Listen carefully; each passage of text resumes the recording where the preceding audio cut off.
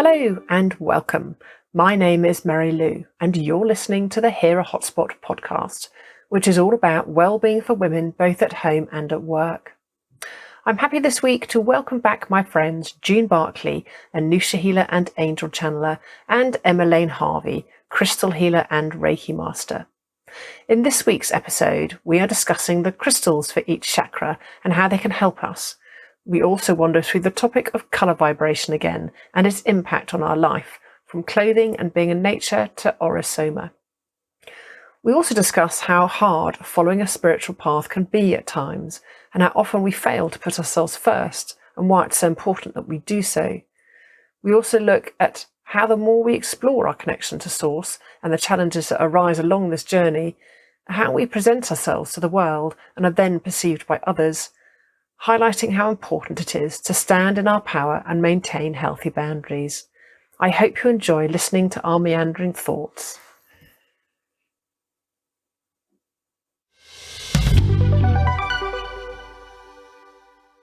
The ones that I would use personally, like when I put together a chakra set, just on that sort of basic level, would start with a clear quartz. Yeah. I think that, clear quartz is known as the master healer.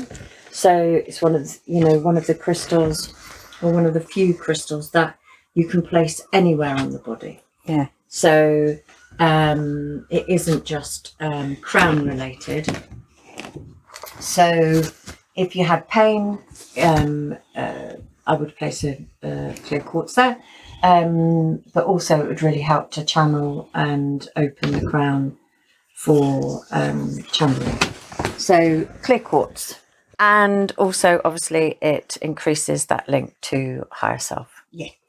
And then going down, I would use amethyst. Amethyst is, lots of people have them. Lots of people have them as earrings, necklace. It's one lots of people can generally identify with. Maybe it's like not the first preliminary of that. That rose quartz, isn't it? Yeah. But it is a beautiful crystal. It's I think it's one that unfortunately is dyed quite a lot. Clear quartz is often dyed with a purple dye and is sold as an amethyst. So I'm quite particular about where I source my crystals and definitely. So how do you know? Do you just think, well, I'm paying more, so that's a good quality crystal, or do you have certain sources? I would think the first thing would be how I feel when I hold them. It wouldn't necessarily be financial, though there will be lots of places that will sell you an amethyst, whatever, in whatever form, but it'll be lots and lots of money. But it could be the palest of the pale and a bit dirty, a bit sort of not very strong. And I think sometimes crystal shops and craft, spiritual fairs and that sort of thing can get away with selling some, not great ones. So I would always go for that sort of as darker, richer amethyst as you can. One that is sort of shiny, which when you've tumbled them, which is the smooth stones, those are called tumble stones. They generally look shiny, but you will notice if you placed an unhealthy crystal and an unhealthy crystal, you would see the difference. So a lot of it, from my point of view, would be experience of knowing after many years of knowing what a lovely healthy crystal looks like. So it would go clear quartz, amethyst. Then at the throat, I would either use a blue lace agate or a sodalite. So sodalite is very much darker, isn't it? Much darker. It's got that really lovely white, I want to say fleck. It's a bit more than a fleck, really, but they're all so different. But beautiful crystal for self-acceptance, self-esteem. Yeah, one of those. So they're the sort of two ends of the blues, really, those two, aren't they? So what colour, that's beautiful. What colour did you see the throat chakra as? That light blue or the dark blue of the sodalite? personally, I see it more as a dark blue. Okay, interesting. Yeah, I would. Yeah, I think I would see it more as a dark blue. But the blue lace agate, for example, is this, is a much paler, like you say, much paler, but links with confidence. And so the thing with crystals is they have such an incredible power for emotional and physical change, connection, healing. So, for example, if you are, speaking to 100 people, then a blue lace agate would be a great one to, build your confidence, to stand there and execute verbally and vocally what you need to do. But if you are somebody who, found it very difficult to express your feelings in a relationship with family or a marriage or just generally, it was, even as a child, you find it difficult to put your hand up and answer the question, that would be another great one. Sodalite is also a really intuitive crystal. So again, if it was placed at the third eye, it's a really lovely one for meditation. It's nice and strong. Strong. Yeah. So that when I would use them, I would be careful who I would use them on, because you can, if somebody is quite sort of open in their chakras, it may well sort of give them a little bit too much. So I'd maybe go a bit gentler. The heart chakra, I would see as a green or a pink. It's interesting because we've been doing a lot of what's come up is the higher heart chakra. And when we did the colours last week and we were drawing cards, because normally on the chakras it shows as the heart is green, but we were having the higher heart chakra as the emerald green and then the heart chakra as the pink. So we kind of separated those two out. Only because it's come up loads, because we've been doing a lot of Divine Feminine and Mary Magdalene work and stuff. Beautiful. Yeah. So I think, and that's it. But from what we're, what your aim is with the book and trying to sort of, find, that middle of the road. Most people would think of it, I think, as more of a pink. So you've got the rose quartz, which, I love the rose quartz. I know, it is a bit overused and overseen, and again, lots of pieces of jewelry, but I think it's a lovely crystal. It's a very comforting crystal. It's very much that crystal that honors that heart space, that those emotions attached to the heart. So again, sort of self-esteem, self-love. When I first started getting into crystals, when I was going through the divorce, the first three were the clear quartz, the amethyst and the rose quartz. And actually having not had them, they were, so I totally hear what you're saying about kind of the rose quartz and amethyst are kind of overused, but almost for a reason, because they in themselves gave me such comfort and were so powerful. And now I've got over 100, but I think they're a really good starter, aren't they? Rose quartz placing in your home, in the corners of your home, the corners of your bedroom, placed next to your children's bed, a beautiful gift to give a newborn baby. It's just such a love. I always kind of want to say it's like it's a crystal that hugs, it holds, it really keeps you close. Very, very much so. I did my group last night, and obviously because I'm not physically in the room as I would be normally, where they would choose crystals and go and sit, and then they would meditate holding crystals or have them placed at their feet, depending on. People describe to me the crystal, what it looks like, and some of them I don't know, but I then would that they colour. physically have, or that they have got through meditation. Right. So one last night was like a burgundy. So I was trying to establish if it was like a red wine burgundy or a sort of dark brown red, and she sort of described it much more as a sort of red wine. So it's, like not a red jasper. I think along those lines, but actually what I sensed and felt that it was more color based and chakra based than it was crystal, if you like. So it was that sort of sacral to root and everything in between, if you It'd like. been interesting had she been in the room, whether it would have been right, let's go and find the crystal, but you actually energetically you totally explored a different level. Definitely. It's really interesting, and also they don't have much experience with crystals, so they're sort of describing feeling blue lace agate came up, carnelian came up. But again, how lovely, because rather than going for the default, I'm going to go and pick one, it's a really interesting exploration for them to use not only their verbal skills, but energetically to connect, going, it felt heavy or it felt this, rather than just go, that's the one. So heavy in that colour, I mean, chakras, based on colour and how you work with them just on a chakra level, just on a I was saying to June, when I studied to be a crystal practitioner, we would use scarves.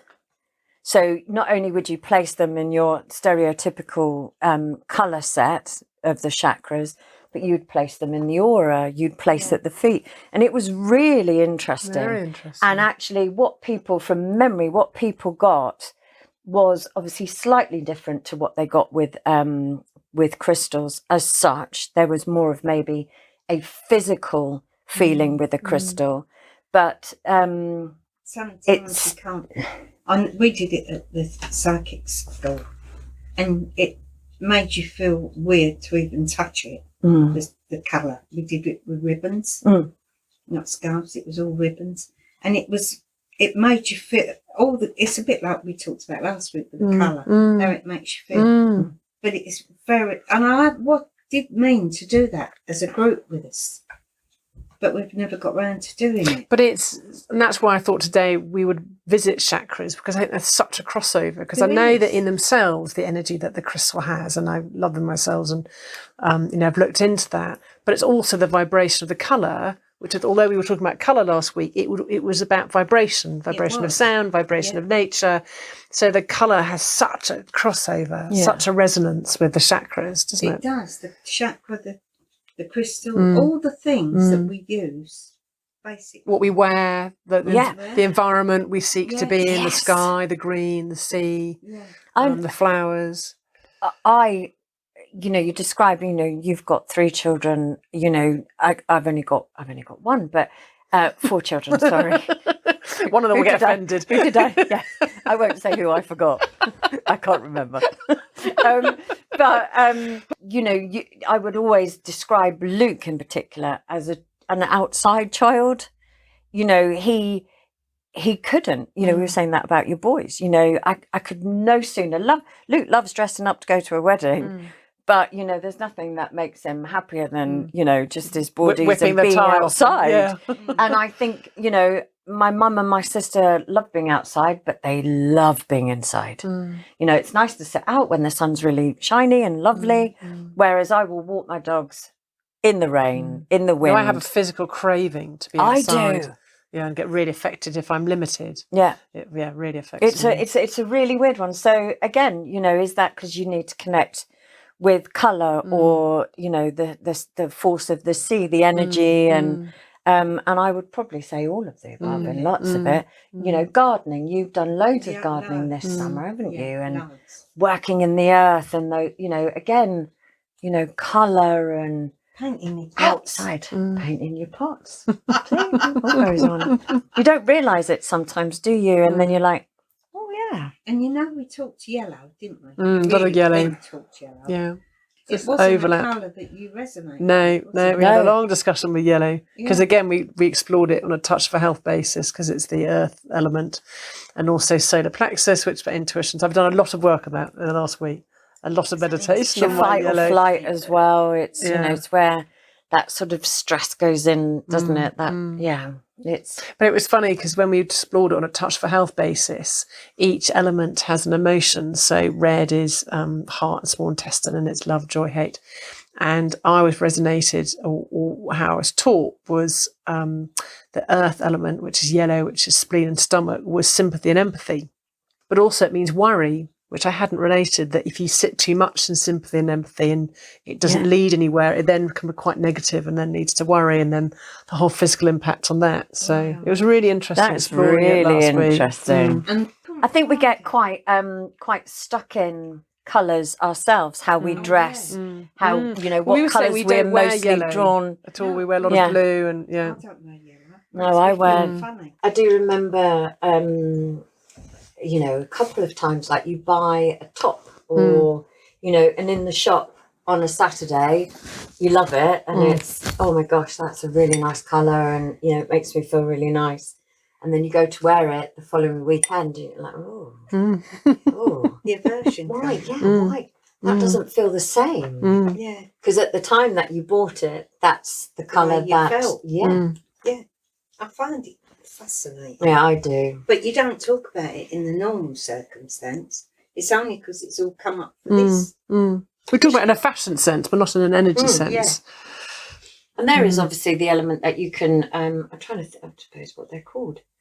Like, I don't know, I don't think it would be colour therapy, but it would be somebody who It's colour. is it that? Well, people they dress do you- it from a tonal point of view, so they Yes. hold all the scarves up, going, "Well, you're a Yes. soft pastel colour, or you're this," but that's more to do with the tone of your Skin skin tone. and stuff. There is So I've colour learnt that, therapy, what though, Sue's. isn't there, with the bottles, Aurasoma. Okay, I've not heard of that. Love to do Aurasoma. What's that? Again, I think we did That's- that. We did that briefly at Did you? college. Is that what Amanda does with the sprays? Yes. Oh, okay. But she, when she holds the bottles up and it's got two colours. Oh, okay. Yeah, it's like a Aurasoma, split. I had the book. It's two, there's the colours, you look at them and you're drawn to some and not others. It's the same difference. Okay. But I've never looked right into it. I really would love But to. is it an energy therapy? Is it done from an energy point of view, or just all energy, like for you to pick the colour and from what Yeah. you get from that. And, very interesting. Oh, that's another corner we have to explore. Tried the book. There you go. That's it. It's There the you go. Aurasoma book.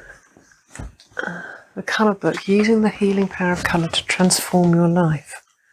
It's interesting. It's what you just said, the book at the page I've opened on. Have you noticed how some mornings you wake up in a blue mood and you pick out a navy outfit to wear for the day? The very next morning you might decide that blue is dull and you are drawn instead to a chic beige ensemble, a bright red suit or smart green trousers. It is well known that we respond to different colours according to our moods. The colours that attract at any given moment in time reflect those feelings and give us an instant insight into our psychological state of mind. There you go. Fascinating. Gosh, a whole book on that. So here are some of the characteristics attributed to each colour of the spectrum. Those associated with your favourite colour are likely to be reflected in your own temperament and personality. So yellow is intelligence, communication, youthfulness and radiance. Whereas actually my favourite colour is blue, which is sincerity, sensitivity, independence and tradition. June, what's your favourite? Purple? Intuition, spirituality, inspiration and naivety. So my favourite colour, I know it's questionable as to whether it's colour, but I love white. I've got a lot of white clothes, white tops. Got a lot of white shirts. Always. Yeah. I wonder if white's got all the colours though, isn't it? Yeah.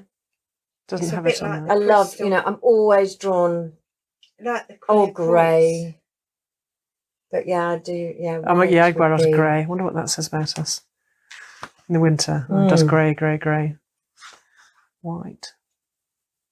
When in doubt as to which colour to use, think of white, the general energizer.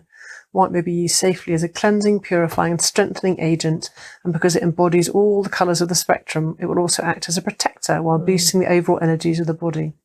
Interesting, isn't it? Yeah, because not everybody can wear white. It always like, I think it's just really fresh I and do. So is that the Aurasoma book? See the Aurasoma at the back? How they put the colours together? Yeah, it's got the bottles in the back, how they're split. I'm trying to think where I've seen that. Have you ever had Curlian photography? Yes, I've got a picture to show you. if Have you you? want to. I had it, but it wasn't Yeah. in colour. Mine was in lines. Oh, really? So it was Was it the proper old-fashioned curling? Well, again, it was a was long it- time ago. yeah. It was Oh, at it the would beginning be. when I was getting divorced, when I was dipping my Yeah. toe in. So I put my thumb in, and it took a Oh. picture via my thumb. So it might not, he may not have sold it as curlian, but Yeah. so it took a picture of my aura via my thumb. So my friends, you have a kind of outline of your body, and so all the lines came out as if you'd been stabbed with knitting needles. Well, that's not quite a dramatic way of putting it. So the lines came sort of perpendicular to your body, and hers was this lovely thick line like this. And mine came, it looked like someone taken a shotgun to my body. I had so many dips in it. And he was quite shocked. The guy saw it, he didn't quite know what to make of it. And it translated to, he then had horizontal lines, and it translated to where your heart chakra was and everything, and what dipped. And that, weirdly, having seen a physical representation of what my energy was like, it was that forced me to make a decision whether to stay or leave my husband. Because I thought, I can't stay in this state, having seen what's happening to my energy. I know, but it wasn't a colour one. It was very much a line one. Your mum then. Oh, God, yeah. So this is about your choice of what you wear. So if you wear white as your first choice, thank you, Emma, so you. The selection means you take a youthful attitude to life. Perhaps there is a touch of the Peter Pan in your nature, a desire never to grow up, but to see the world with childlike wonder. On the one hand, the attitude will keep you young at heart. However, its innocence may be at the expense of the rich fulfillment that truly mature experiences can bring, which you definitely have that. So I love that. You are so youthful and full of energy. Extraordinary. A whole book on it. Yeah. You just see it in a totally different, and even though I've been talking about it, you do, every time we dip our toe into it, you just see it in a totally different way. But there's the other side of, what would be the colour that you would never wear or you're not drawn to? For me, it's more hues. Like, this is the darkest pink I'll wear. I can't wear very You wouldn't dark do pink. Would you do baby pink? Yes, absolutely. And I'll dip into red every now and then. See, red is my one. I think it's because my mum dressed me a lot in red when I was younger. Oh, that's interesting. Red and black paint and shoes. Like buckled both. Yes, no, yes. I remember just be like, it's the patterned shoes. Stood there like burgundy. Definitely wouldn't wear burgundy. That was my childhood colour. Yeah, it was very in. I think maybe it was wine that or whole burgundy. thing. It was like, but a nice, good quality coral. red. I love that sort of. I love the coral. Coral is sometimes you look so and much think, coral. Is that red or is that like that lovely orangey? I have loads. I've got so much in my wardrobe from last year. It's a bit like that. Wow. And a little poster. That's all the colours. Beautiful. So when what would you go for, pick June? a bottle. That's how it works. Okay, so pick a bottle and I'll read you which one it is. Oh my gosh, I want to say 25. 25. Point to it. Oh, I really like 49 as well. Purple. It's a bit like the Oracle cards. Yeah, I like that. 49 is that one, yeah? No, Is it that one? That one. Okay, do you want that one? Yeah. The numbers. Turquoise over violet, new messenger. This colour combination helps us take change in our stride, resonating with the heart and crown chakras. Apply this oil to the chest, neck and hairline. Okay. And what about, was it 25? 25, purple over magenta. Yeah. Oh, look at that. That's Florence Nightingale. Purple and magenta inspires us to overcome difficulties. I had a previous life as I think I have had a previous life, not as Florence Nightingale, As a nurse. but as a nurse. But I didn't administer any drugs. I just went round all the injured and dying soldiers. Wow. I see myself in that previous life as In that dressed era. in that sort of, Sorry. So purple and magenta inspires us to overcome difficulties in our lives and link this bottle to the crown chakra. They're beautiful, aren't they? Oh, I do. I like, what's that one? 9. 9's beautiful. Oh, I like that. But what a beautiful example of colour. Exactly. And some that you just wouldn't even consider. Like we're talking about the yellows, aren't we? The much palers. I would wear these colours, but I'm not drawn to it. No. Yeah. No, it feels really... Washed out. Yeah. That's what 67 was. That's the pink. 2 types of pink. Magenta. Oh, magenta over magenta. Really? Which one's that? 67. That one. Divine Love. The contents of this bottle work on all the chakras. It makes a good massage oil for the whole body. The colour helps us to focus powers of concentration. What would you do, Junie? I'm quite drawn to that one, I expect. It's very you, as isn't you it, would. June? Pale Violet over Pale Violet, Saint Germain. Oh, yeah. This bottle works on the crown chakra and has a calming and soothing effect when applied to the hairline. And the hairline is past life. That's Is it? interesting. That's the Aurasoma there. That's what it's called. Oh, no, not Aurasoma. But it has got... and that weird. That's maybe gold funny. What, touching it or thinking about No, it? thinking. Because that... You look like What you've is it gone really called? sort of quite red in the face. It's really weird. It's made me feel really... I called it Aurasoma, but maybe it is called that. It's the airline for the past life. It's where that's another chakra. Oh, it's made me go funny. Funny good or funny not Funny nice? weird. Oh, no, funny all right. But I said it and then I read it. And it's, Sorry, I was looking at that one thinking that was quite dramatic. I quite like what that. is it? Gold Everall Bill, Archangel Uriel, linked to the solar plexus and brown chakras. The oil helps to refine our better natures and higher selves. Isn't that See, amazing? those blues are nice. I like those. aren't Yeah, they? I like that I one like too. so many of What them. numbers? At 33. You can end up picking them all by the Yeah. end of You that. could. I think that's where I got to with it. It's dolphin. You're like, oh, I like that one. Yeah. Oh, I like that one. And then you get confused with the message. Mm. I What's the think that, message of and if I'm honest 33? with you, I think colour, maybe as with all of it, you know, there is a message in all of it. There is. You know, it doesn't have to be one colour or one chakra or one crystal that gives you, you know, one oracle card. You know, I think, yes, you could end up confusing the life out of yourself if you start, you know, picking 6 oracle cards and... Maybe it is, it just focuses the way you are right now. Yeah. So for me, it's very much solar plexus, and it could be change or moving forward or whatever it is, but actually for me right Maybe now, that's it's what that. you have to work on at this time. Exactly. It doesn't mean there aren't other things that because one it's needs to knowing. work on. I've been working on the knowing up there because before we had this overload, thinking too much, that's where we worked from. And I'm trying to bring it back because if that's not that people's hearts are that closed, but if it's not worked, it has to start from here to go up to open the heart. Yeah. I think anybody's hard pushed to stand in a meadow or a field or on top of a hill and not... And not get some... Yeah. Yeah. I think we not all feel do. something. It's to the degree of how much you're looking for it, I think, don't you? Because if people are really shut off, I don't think they feel it. I think they see it.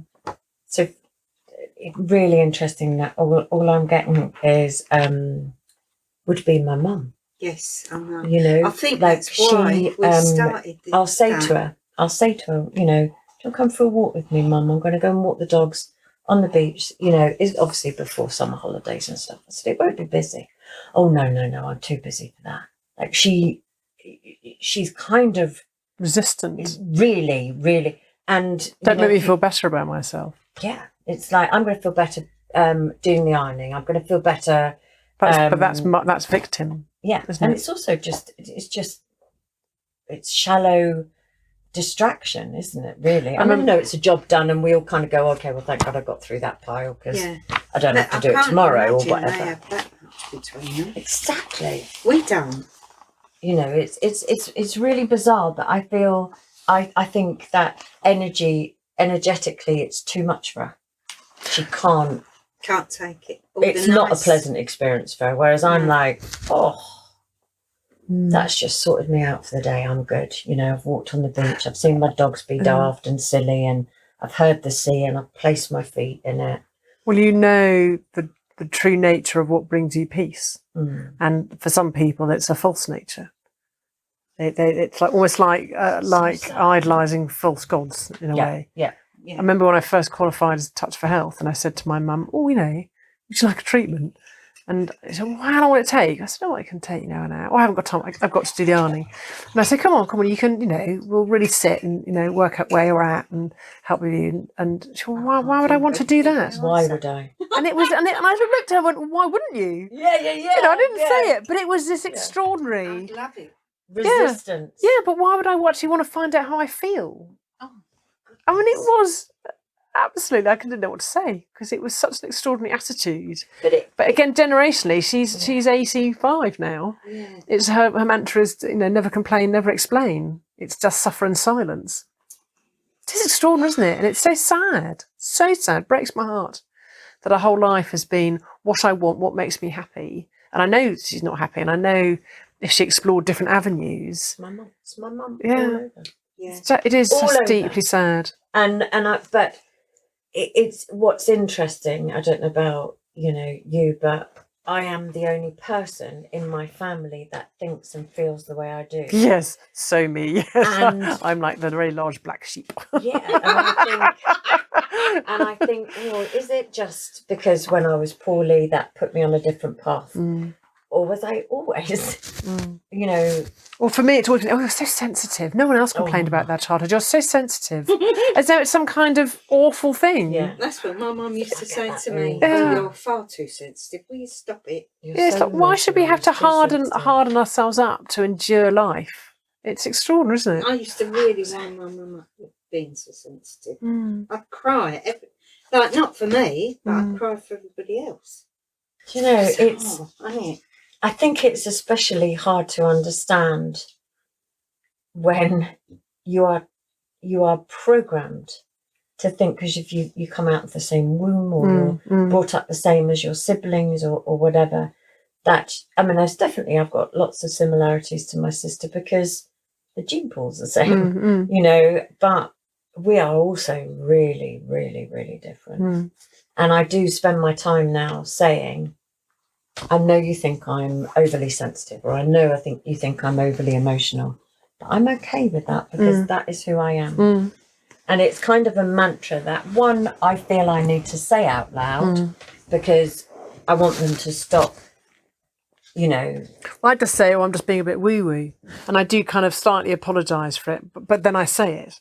I know I'm being a bit woo-woo, but you think, actually, if you don't speak your truth, if you don't put it out there, how you see the world and how the world affects you or how you can help the world, if you keep talking their language, they're only ever going to know their language. Does that make sense? Yeah. And if you start talking in our way, almost like the book, it opens up with, what you can think like that. Yeah. We can actually explore who I am, and it be a positive thing because that enables me to help people rather than being selfish or be more peaceful with them. not be quite so tormented by this that happened or that happened, or having to tick the boxes of society that I'm so miserable, like we were saying earlier, that misery then affects the people around you. Yeah.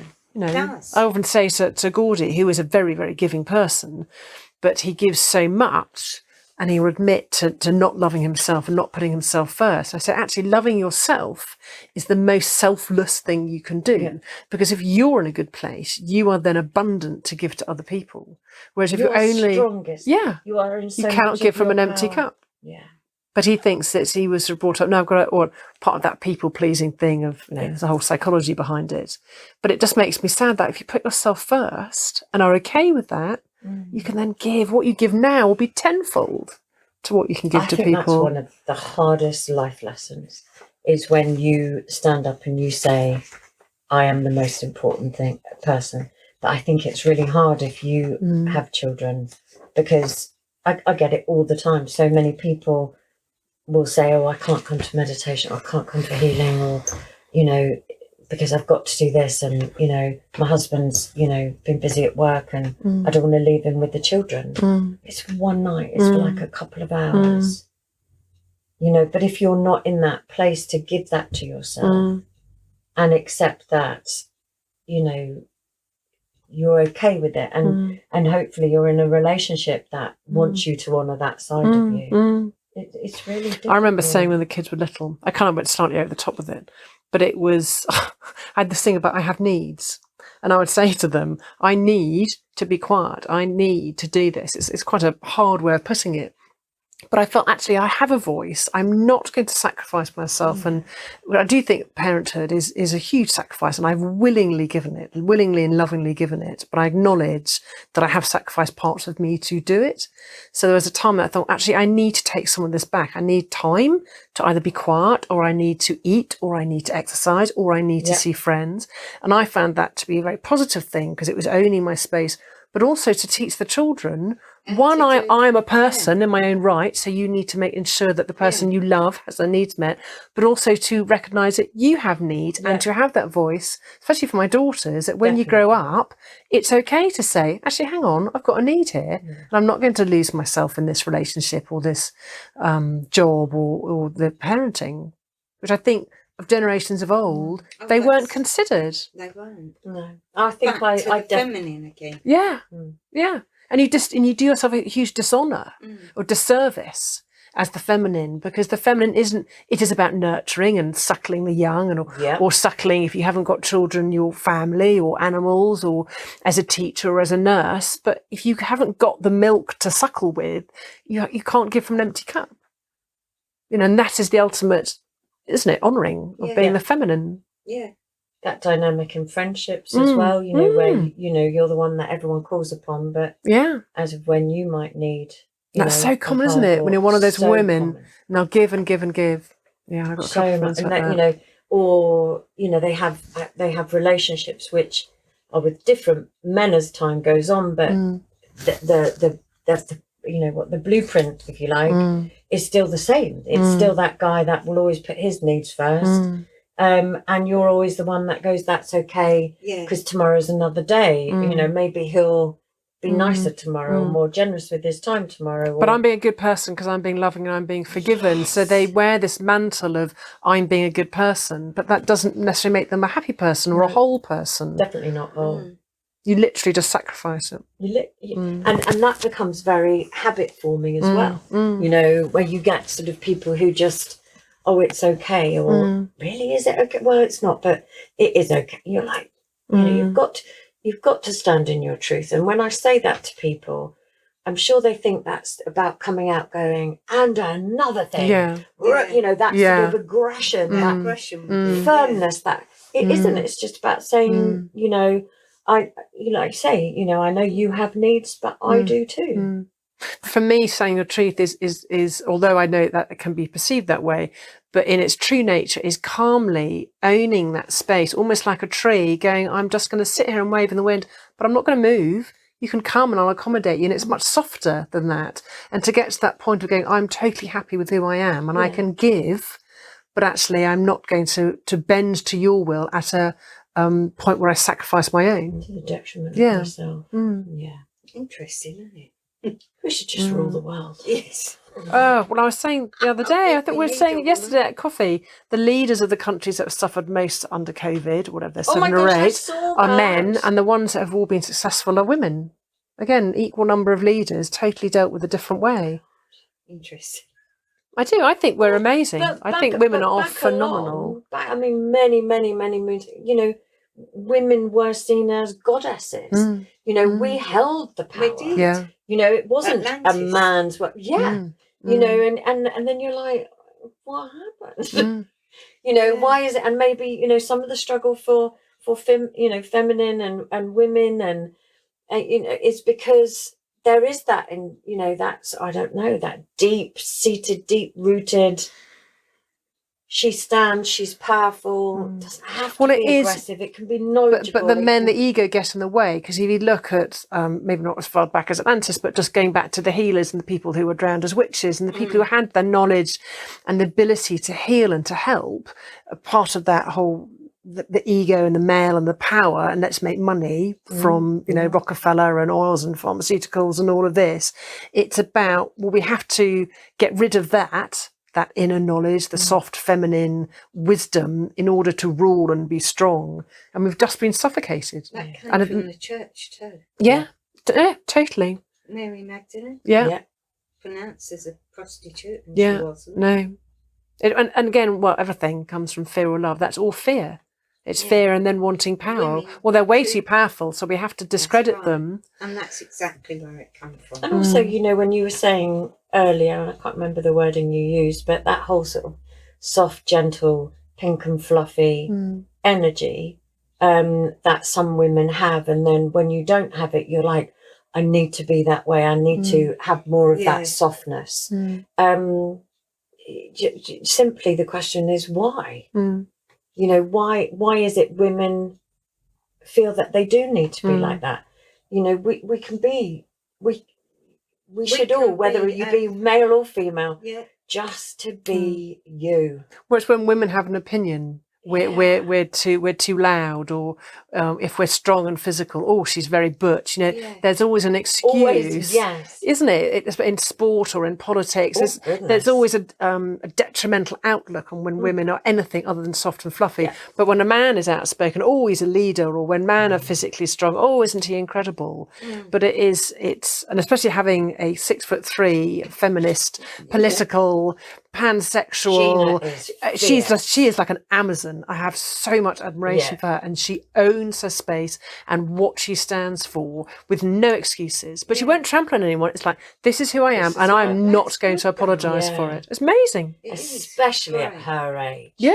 You know, and then I mean, she's kind of always had that. Always, you know, she still has to soften. She's gorgeous, and I mean, whenever I've been in a company, it's just been, you know, thoroughly enjoyable. You know, she's got charm. She's got, she's got, obviously all the intelligence and the beauty as well. But, you know, she's very, I mean, it's different because I'm sure you have moments with her, but, you know, she has so many beautiful qualities. And at 22, she's kind of sat into who she is, but she has still yet to learn the delivery, to soften it a little bit, to not have that as well. I've had it. You feel so passionate about something that you'll fight over it. There's something like sort of vaccinations. I no longer do it because I don't go into that discourse, but you will engage because you're so passionate, and it's having to learn to go, it's enough that I feel that. And I say to sometimes it's about inspiring people rather than dictating to people what you feel. It's interesting, isn't it? People's point of view.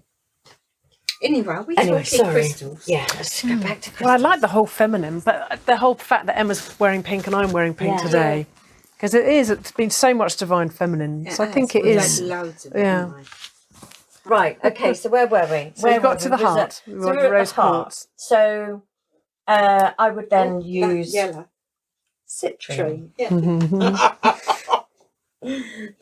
Beautiful, beautiful citrine.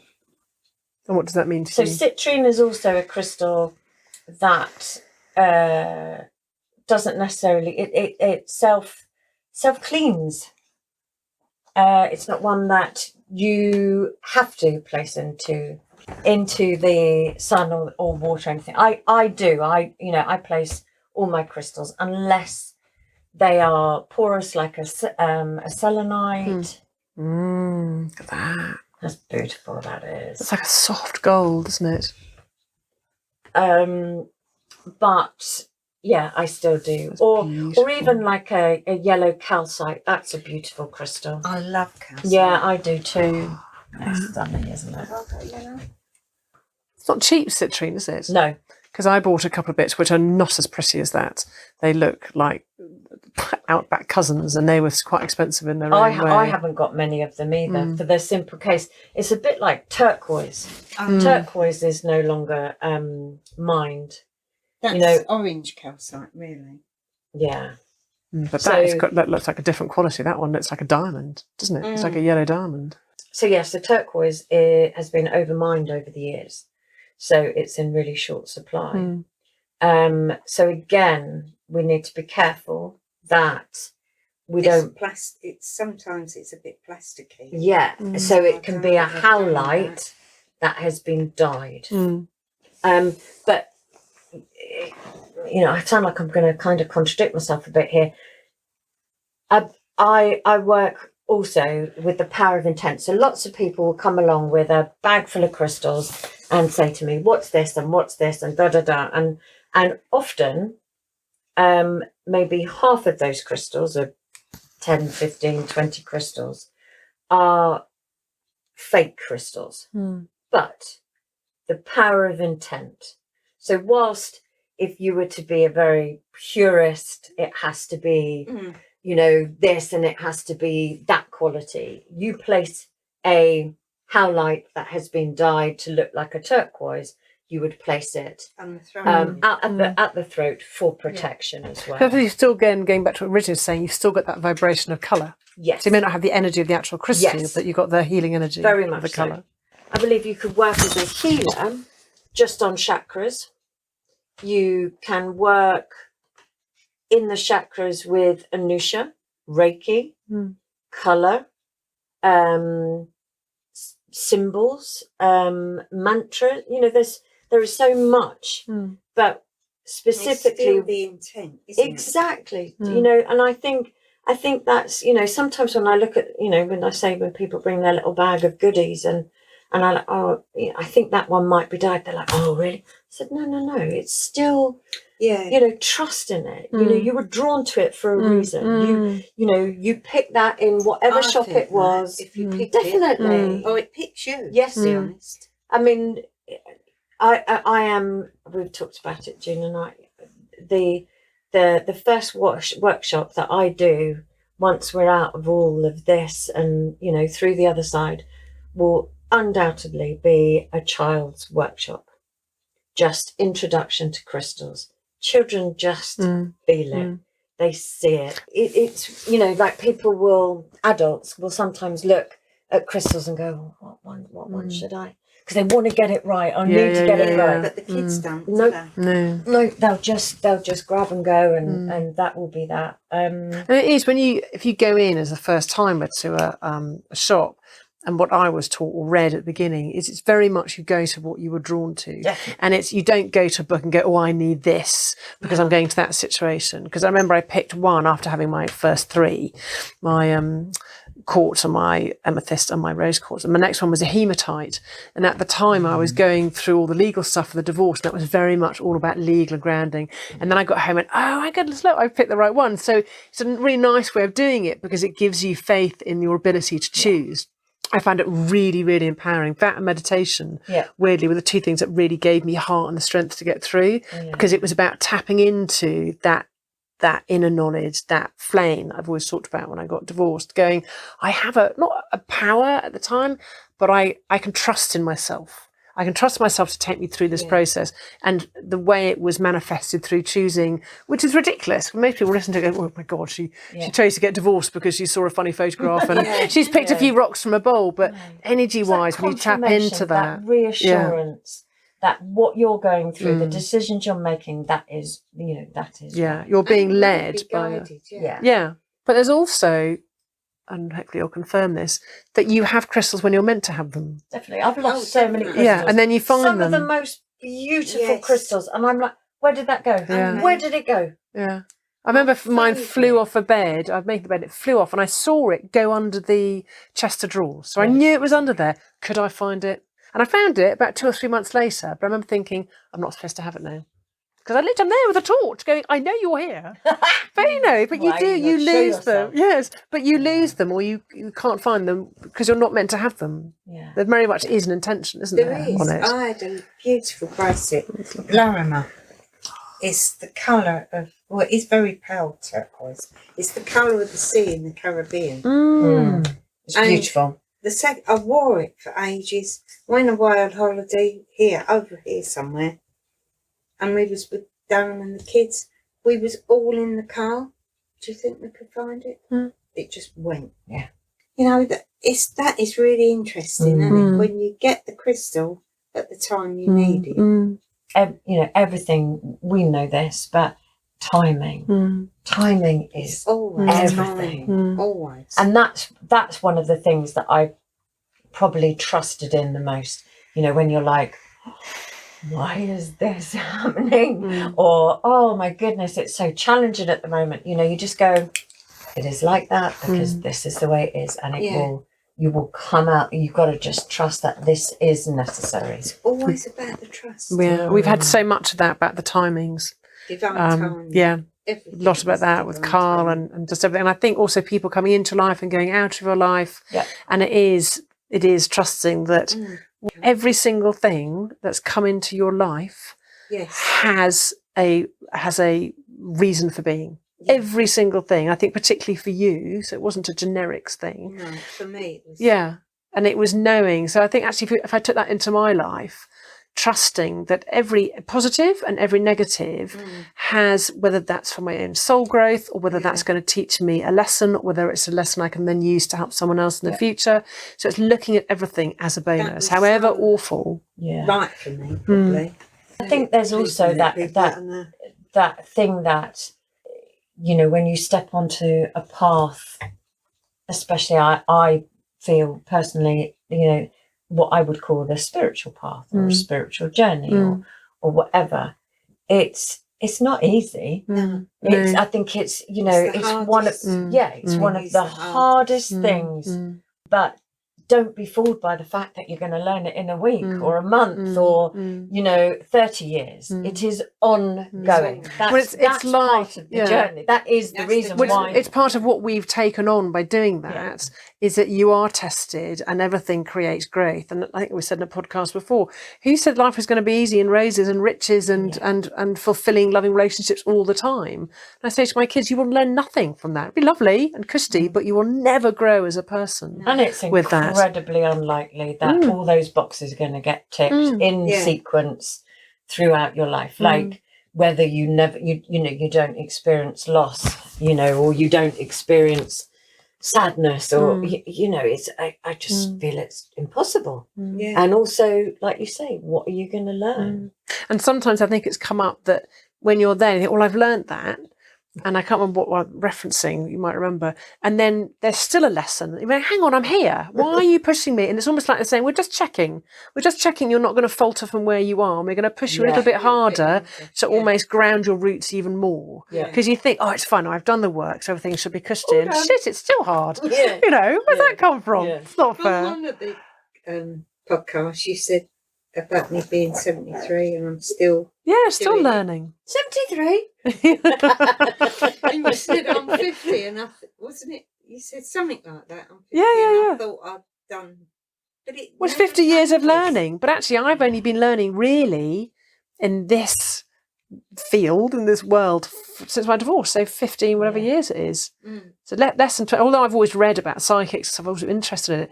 I've actually been doing the work for, I can't think how long, 2005. 15 years. And then look at the work that you're doing now, you know, in being part of this. You know, none of that would have been possible. No. And June, you are I'm sure you've always been incredibly capable of sitting down and chatting with people and getting the best from them, because that's a real gift that you have. Bless you. Thank you. You know, and you heard Mary Lou's voice to start off with, and then your voice comes on. Well, we love your authenticity. I think Mary Lou's got. I do love listening to you. It sounds like you're stalking and girl crushy. I do. You know, I think you know. We said this yesterday. I know. You know, I'm amazed that people say that. You know, super. You know, you're really good at executing words and passion and knowledge and all of those things, all in what you do. You know, honestly. Thank you. I'll take that. Well, please do. But without your divorce, you wouldn't be here. Maybe, you know, I know for a fact that, you know, it would have been a much more difficult journey if I hadn't been diagnosed with cancer. I always had it. I always had something that, you know, people would go, oh yeah, you know, Emma. That literally just picked me up and went, shake all the crap out and then pop you there. Now the rest is up to you. But I'm sure this would resonate with you. And I don't know if I've said to you in the previous podcast, and I know I've said to you, June, that I find when I get clients, they resonate with my story always. And I know you really find that. And maybe you with your health, when they come to you, like, I've been there, I can relate to that. And that's what ever want. It's like when you've got a newborn and you're, there in tears and not dressed at midday and you're all greasy. To know that someone else is in the same state, that's all you need, is to know that someone else is walking in your shoes. Yeah. But hopefully in our world, we go, well, I've walked in your shoes, but also I can help you because I can heal, or I can do crystals, or I can do touch for health. And it's being able to relate to people. So absolutely, I know that every part of my journey and part of my family's journey that my children have gone through comes up time and time again in my work. And that's kind of what we're saying, isn't it? Yeah. Honour yourself, whether it be crystals, whether it be studying, whether it be anything, sculpture, whatever, just do something that you love. And sometimes that's difficult, that's but just keep pursuing. Yeah. It's because you're what did they say? You'll never work a day in your life. If you do a job you love, you'll never work a day in your life. That's it. And it's right. It is so true. Yeah, it is so true. Okay, so where were we? Yeah. So we did citrine. Yes. Okay, down to the next one. It'd be another week. Sacral. So I would put carnelian. Carnelian, maybe a red jasper, but I would. Going to get my red jasper. No, I think I'd do more carnelian. The crystal I've never drawn to. It's really interesting. Really? Sometimes I guess it in meditation, but I do have one. That's red jasper, and that's carnelian. See, my red jasper I've got is more like liver. It's like blood liver. That colour we were talking about earlier. That really dark red, but that's really quite orange, isn't it? That out of all the crystals, and that I don't know why, but that is one of my favourites. Is it? It does absolutely nothing for me. Doesn't do anything for me either. And it's sorry, doesn't it? It's it's like a Crayola colour.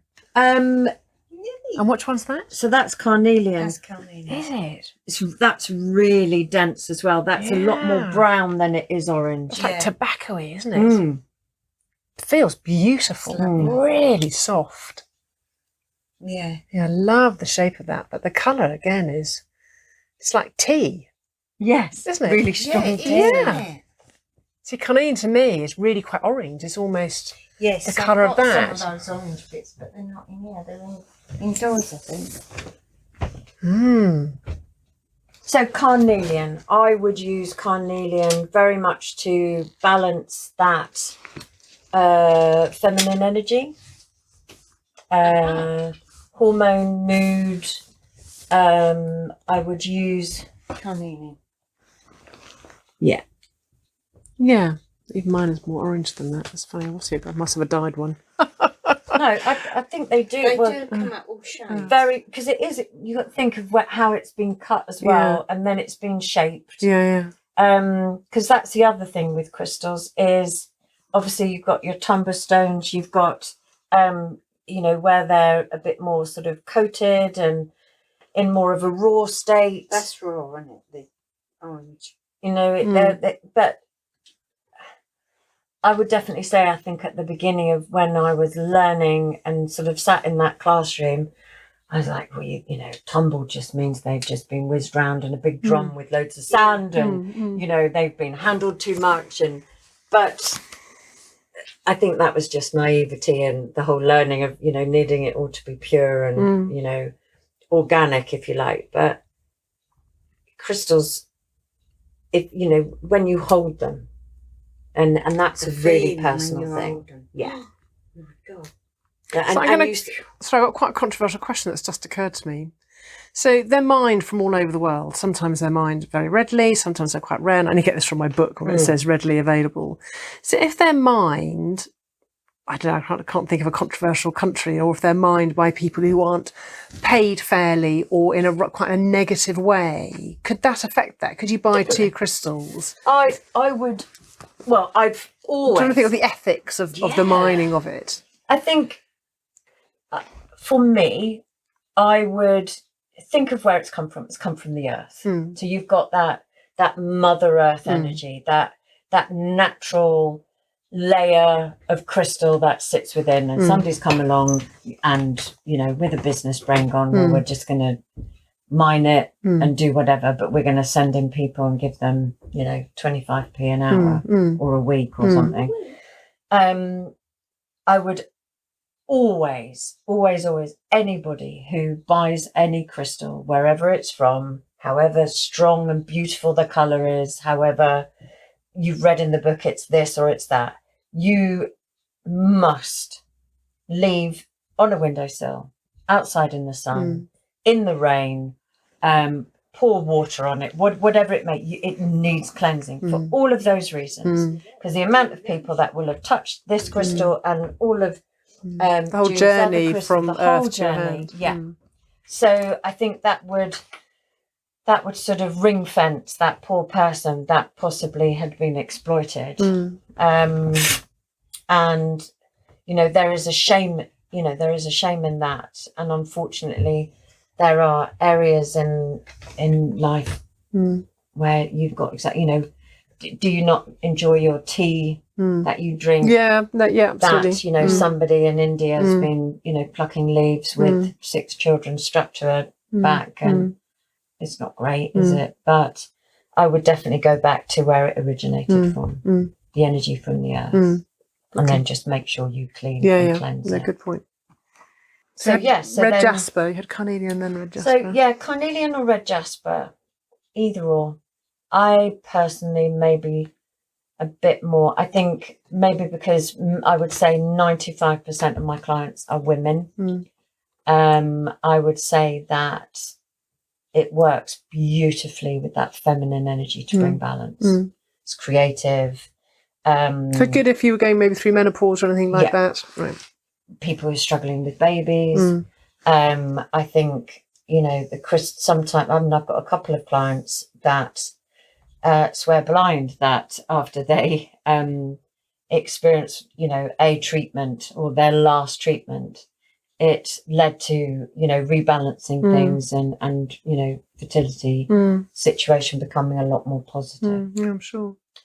And then you've got the root. So I would, again, just in a simple sense, I would either have black obsidian or black tourmaline. I think every chakra set should have one of those in. Black tourmaline is great for things like computers and that Wi-Fi and stuff, isn't it? For blocking it. Protection. The protection, the grounding.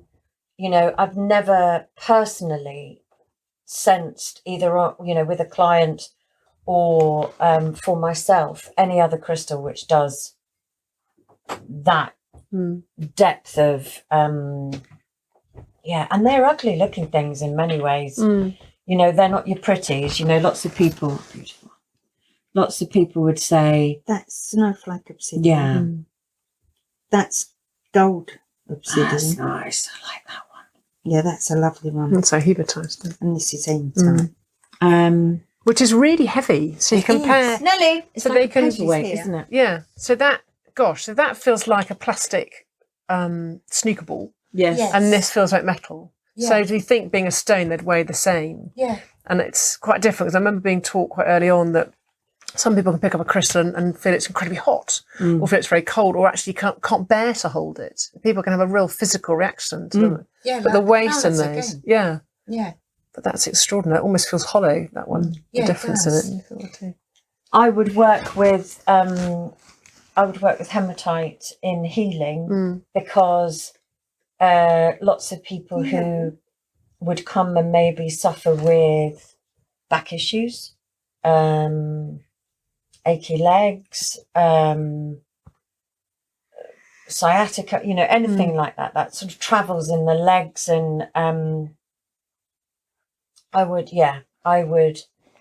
place that, but I don't place a chakra set and that's it. There'll be lots that I will place around the body as well. And do you do that per person? Do you intuitively know for Mary that comes on a Monday that she needs that order in that place, but for Teresa on a Wednesday she needs something totally different? Yeah. So before they come, you feel into what they need? It will be very much what happens when they... So June lays hers before people walk through the door. Yeah. So for me, we'll obviously do our chatting at the beginning. And then I obviously lay them down on the bed to get them more comfortable. And then I start moving around and I start walking around, and I'll place in the hands. I might place under the bed. And then I'll place on and around the body, where and when it's necessary. So if I was to place around the body, maybe, you know, if somebody had been unwell recently, I would place a lot of, if you like, clear quartz in a really lovely auric grid that just, if you like, just gives energy into the aura to bring the chakras up. You know, if your aura is depleted, your chakras are going to be in bad shape. And do you then, once you've laid the grid and laid all the crystals out, do you then do healing on top of that, or do you leave the crystals to do their work? So I would then use a point. So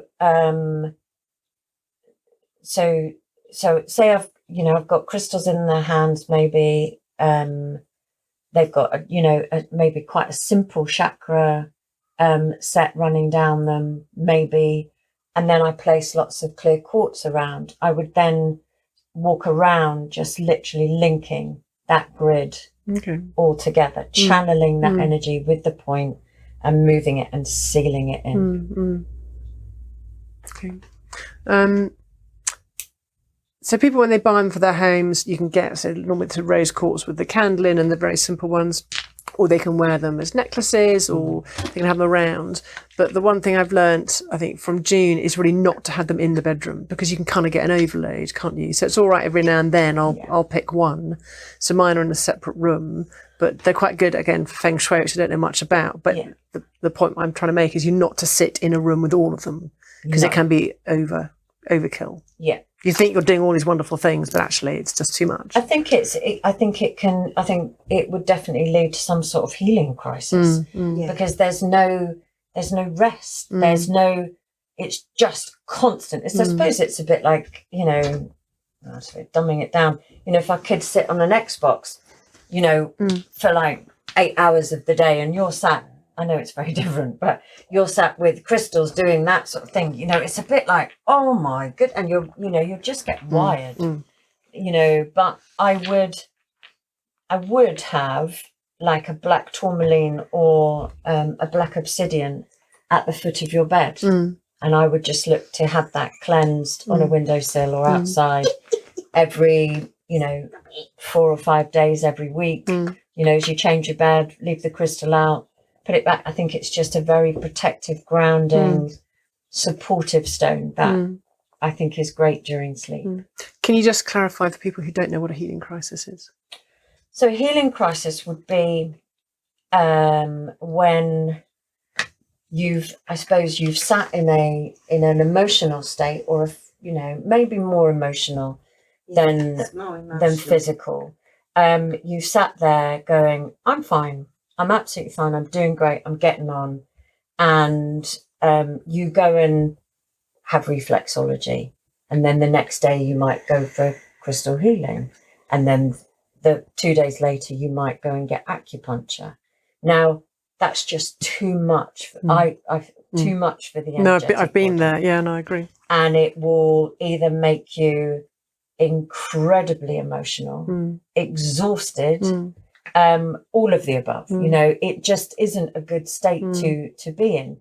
Because each of those, especially being energy medicines, is you need to allow the body to settle. Because sometimes in a Touch for Health, we'll do a point and then we'll go and test and we'll muscle monitor and it's not there.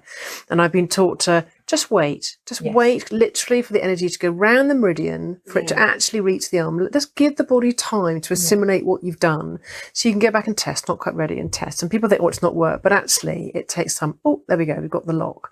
But if you take that on a big scale of 2 or 3 days, especially with acupuncture, or if you're dealing with grief or really big stuff, the body needs to kind of learn to be in that new emotional way, because it's, especially if it's held in the body, if it's a physical manifestation of emotional state, the body has to learn to hold itself differently, doesn't it? And to then go, well, actually, I can move more easily. My legs are working, or my back is free, or I'm now able to vocalize those emotions or those feelings that I wasn't talking about. It's not going to happen like that. And as soon as you bring something else in, you're almost undoing or complicating that new state. How can you register how good it feels after, say, when you come for healing. You know, initially you're like, oh yeah, no, that's lovely, but you're often, you know, digesting it, or you go and have something else. How I think part of what we do, June, I think, is also people, but and you as well. I mean, I don't know enough about what you do, and I would definitely love, you know, to try it out a bit more than I have done on your talks and everything. But you've got to know what it feels like to feel good. And in different circumstances. It's all very well to go home and have a cup of tea after having a healing from you both and go, I feel great. But if you then get stressed on the school run, or you then have a row with your spouse, or you come across a challenging thing, it's in those circumstances you go, oh, actually, I've responded differently than I normally would do, because I'm calmer, or because I'm more, my self-esteem's gone up, or I'm able to communicate. So we can all feel good doing nothing, but it's actually allowing that healing to exist in life, isn't it? Not so quick to react or be intolerant. You're like, and you go, oh, yes. I'm in a much more different space, because also when they're not feeling like that, they need to then sit there and go, okay, actually, I think I'm going to need to go and see June or see Emma, because what I don't want it to is just to drop off. So, you know, I think certainly when people first come, I don't know about you, June, but I would say that, you know, sometimes it's really important to have, you know, at least 2, you know, sometimes 3 treatments relatively close together, not like each week or anything, unless, unfortunately, you know, I've treated people with cancer, and most definitely it has needed a much that's closer the difference. You know, I never rebook them. I wait for them to go home, let that healing settle, to find out how they are. I think I would say, based on, because you can feel how they're, you know, when they're, you know, if you like, their chakras are bouncing, like they're trying to re-energize. You know, they've been in a really poor state for a long time. Because you get a lot of people with cancer, don't you? I don't get them. I get more the emotional. So, and I know I would book them, I expect, if I got the message to, but I don't. I never get that message. I always tell them, you go out, because I might not be the right healer for them anyway.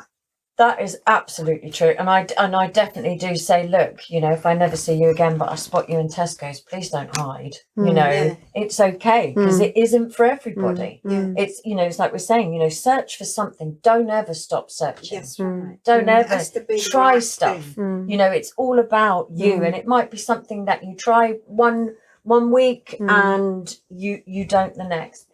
For me, I think life gets in the way a lot of the time for people, and then they go back to the state and they forget how good they felt. And actually, for a lot of people, I had this discussion with my teacher, is a lot of people don't know what it feels like to be in a good place, especially because we were talking about nutrition at the time. If you've never truly felt a sense of wellness, if you've always, I don't know, had problems with your blood sugar levels or with gluten, but you don't really know it, so you're always, well, I'm always tired at this time of the day, or I always feel that this is who I am. Unless you truly feel wellness, you don't know what you're trying to achieve. So it's really catch-22, because you can't convince people actually you can feel better than this. It's actually quite normal to spring out of bed and want to go and run a marathon, although I personally don't want to do that. I've not had that spring. I'm waiting for that spring. But the other thing is, we're talking about talking and connecting is, again, I find, possibly again going back to the feminine and women, it's very seldom do we sit. We might sit over a glass of wine and go, oh, you know, hubby's being this, or kids are being that, or I'm really tired. But very rarely will we sit in an environment and go, how do you feel? How do you really feel? And connect and acknowledge and recognise what you're feeling. And I find that's the biggest thing in my work. It's more often not just the talking. And I was saying to you earlier, about the shifts that can happen within the talk, but then to also recognise when you've had the session, to equally, either if you have time at the end of the session or individually when you go home and go, how do I feel? Do I feel content? Do I feel energized? What does this new way of being feel? Because it's quite, you get up, oh, I've got to pick the kids up, oh, I've got to go to Tesco, oh, I've got to do my job, oh, I've got to go and do the ironing. You then get on with life, and we don't sit and connect and be. I've always used to say to Gina when she was rushing around being a teenager, just be.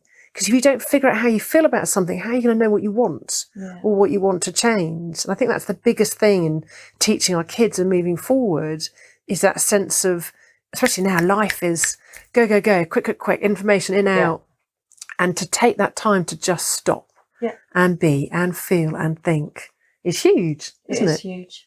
And I think a lot of people struggle with it. Mm. And I think, And are frightened of it. And also, like, you know, you don't read book and I do read book. You know, is it something that if they didn't want to come, they'd ring me the next day and say, they're not going to come and spend the money and it not be. But also I think people just know that they, certainly the ladies, the clients generally that I've got are like, no, I need to put something in, because otherwise 1 week will go on to the next. And I won't honour myself. And if I'm busy, it actually might not be for, 6 weeks, beyond the 6 weeks that they were going to be leaving it in between anyway. So all of a sudden they're at 3 months, and then it's like, oh, actually I'm fine, because they go back to, well, this is me, isn't it? Well, it's what we were saying about the feminine, how we sacrifice ourselves. You're not honouring yourself by giving yourself the time. There's more pressure sort of socially to have the gym membership or go and do the Zumba once a week, or, I should be running. But actually we don't seem to have the same emphasis on, actually, where's your emotional well-being or your spiritual well-being? You don't make time. When are you investing in that? Yeah, totally. Yeah. So it's a hard one. It is a hard one, because generally, again, and I don't want to sound like a man hater, but I think men just sort of go and do, and it's like, they're more binary. They don't need it. I don't feel as much. They're just happier. And women just got that, I've got to do homework, and they're struggling at school, so I really shouldn't do meditation tonight because I've got to do this. And sometimes that's a really good reason. It's a really valid reason. It's the best reason. But but at the end of the day, you've got to give yourself that time, because then you do feel yourself stretched. That's the time to do it. And people say, "Oh, I'm not going to come. I feel dreadful," and I'm like, "This is the time. Don't just not come." But then you don't want to come across as money or pushy or, but very much, I suppose, also to do with my nature as well. I want to just nurture. We want to mother, because we don't always mother ourselves. We don't always have the mothers to mother us for various different reasons. But it is about being nurturing. I remember a friend, when I was getting divorced and I was doing everything, the crystal, the acupuncture, and I was seeing all these people, and I said how much better I felt. And she said, do you not just think it's because these people are listening to you that you feel better, rather than it be the modalities that they're doing? And I said, well, you know what, I'm okay with that. Because actually not many people are going to sit and listen to me talk about my divorce for half an hour, or how I feel. And if it's women who are honouring my space and allowing me to honour mine, then that can't be a bad thing. No. But it was, again, not a natural state to that be okay, to do that. Yeah. I just think we just need to honour self. You can't go wrong if you're honouring self. And if it means that you take yourself out for a couple of hours to have a treatment, or, even go get your nails done. If that's what makes... Whether it be a walk or listening to a piece of music or... reading a magazine. The amount of times that, people will say, I do feel guilty being here, and I'm like, why? Tell me what that guilt feels. Where are you feeling that? And it will often stem from the fact that it's just that programming that we go, I've got kids, I should be looking after them. But your husband also had children, and obviously they're single mums, and I definitely did it. I had no money, so I couldn't pay for somebody to come and look after Luke. So, I didn't. But actually at the time that was fine. I didn't, certainly after I'd been unwell, I was just happy just to recover and be me and for that stillness and like recovery, just taking that time for me. And I think often we don't do that, especially after heartbreak or illness. Everything's like, okay, right, I've got to get up and I've got to be doing, and I've got to get on, and I've got to book the next client, or I've got to, I don't know, achieve the next whatever, because your boss is pushing you to do that. life's bloody complicated and really hard.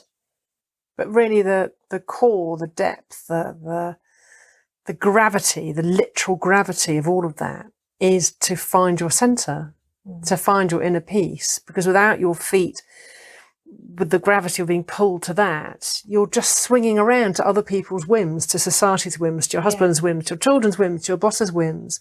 Where are your feet grounded in it? Because you're just going to get dizzy, literally, energetically and mentally. And I think it's interesting as well. Some of my clients, I can think of 2 that are mid to late 70s, so similar age to my mum, and they've probably not honoured themselves most of their life, and now they're at this sort of situation where they're still young and want to go and have some fun, and actually they've got the time to do that now, and they've probably got the money to do that now, but they're not in a relationship that supports that. No. And I think, I've got a couple that I like that, and that's often a real shame as well. And we go back to that feminine. We spent so much time putting everybody else's needs and wants first. You're like, oh God, Being a mum, a wife. yeah, But also it's that All that stuff. society's way, or maybe I should say advertising, media's way of representing, well, this is what happy looks like. Happy is having a car, happy is being this thin, happy is wearing this, happy is going here, happy is driving this. looking that way. Yeah, and or- so you're always made to feel that you have less than, or you're inadequate, or this is how I gain does. happiness. So how are we, and because it's never pushed, it's not pushed in school, it's not pushed in families generally, but true happiness is not. You'll be forever chasing your tail. If you're just Ever looking for the searching. quick fix. I mean, I had this incident with Gordy the other night. We were out, and I left the evening because I found it challenging for various reasons, and I voiced it with Gordy the next day, and he sort of brushed it away. Is this out with friends Yeah. type of thing? Right. So, and he brushed it away. And so then I had a subsequent conversation with him going, I felt that what I was telling him how I felt was invalidated, and it wasn't important, and that your need to people please and your aversion to conflict has made you react this way.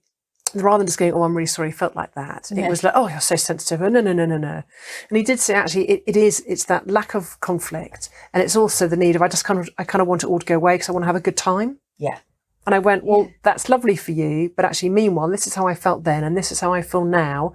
And I don't want anything to change. I just want you to go, I'm really sorry you felt like that. Yeah. I'm really sorry that you put in that position. But it was, and luckily I was in a really good place. It was all very calm. But it was so hard for him. Because it was immediately, as soon as I said, he went, oh, put his head down, went, oh, you're so sensitive. And it's like, yeah, and? That's What's wrong with that? Because that's what your mum used to say to you. Yeah, that's what I mean. It's this, but it's a kind of a burden to other people that I actually go, I found that circumstance challenging, so I removed myself from it.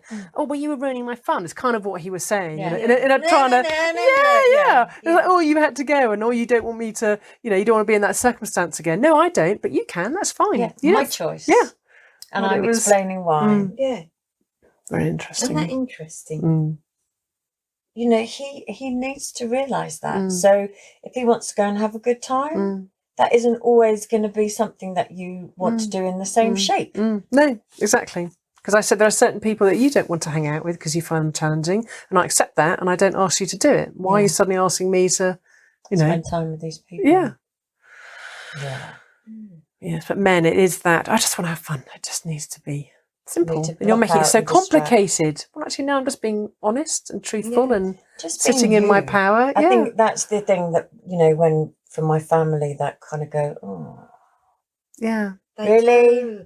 and then I'm like, and I think I've said Because to you you, are completely different to them. yeah. All- I said, but if I was gay and you were, and you were saying to me, well, at Christmas, I don't want you to be gay. Pretend you're not gay, or Mm. do you know what I mean? But that you can't love me every other day.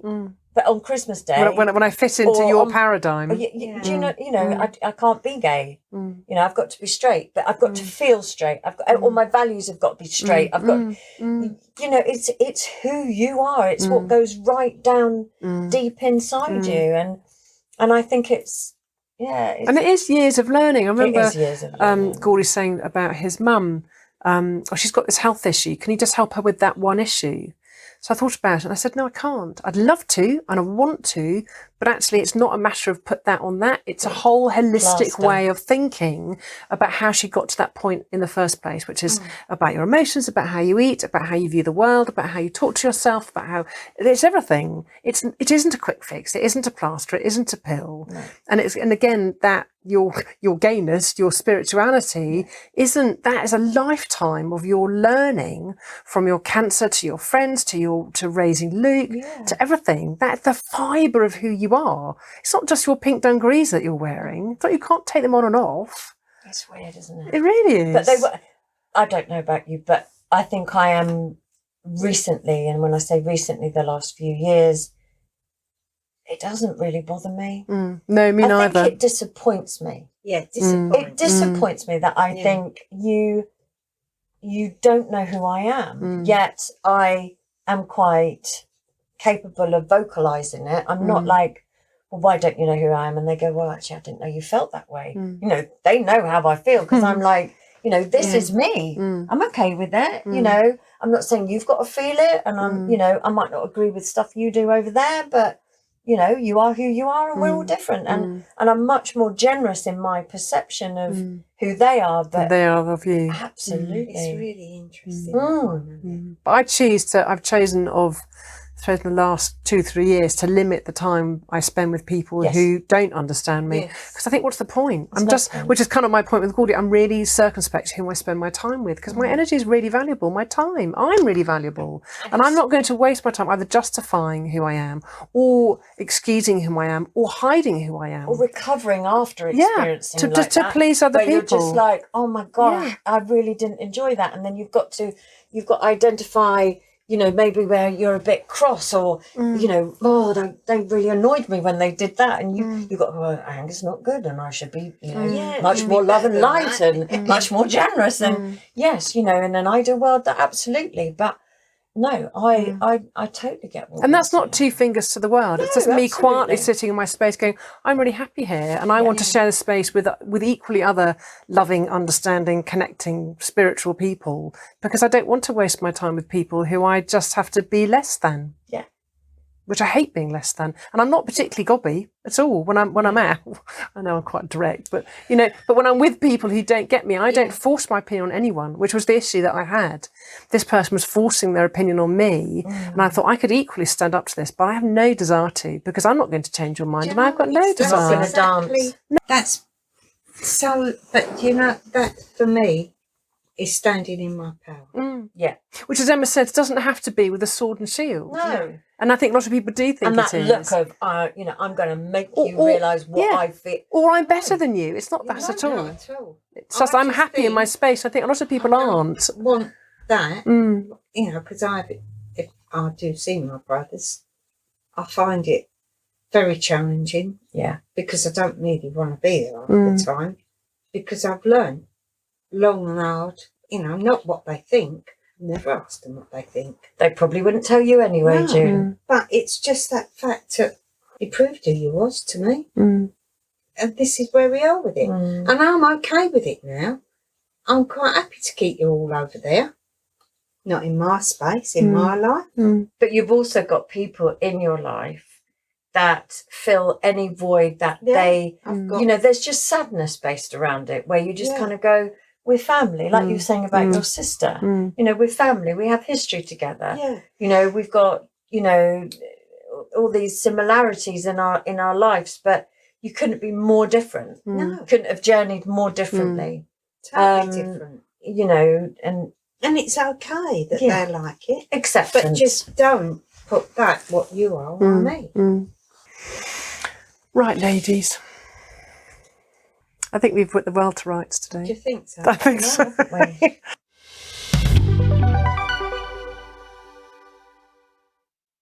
Thank you so much for listening to the Healer Hotspot podcast. I hope you enjoyed listening to my chat with June and Emma.